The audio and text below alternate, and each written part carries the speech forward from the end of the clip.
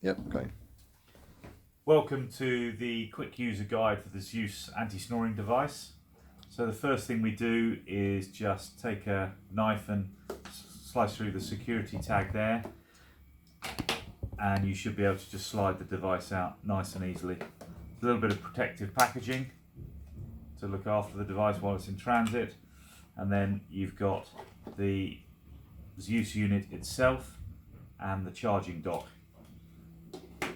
And underneath this packaging here, you've got your USB-C charger, your first 7 nights of consumable pads, which makes sure they're sealed, and then your quick user manual.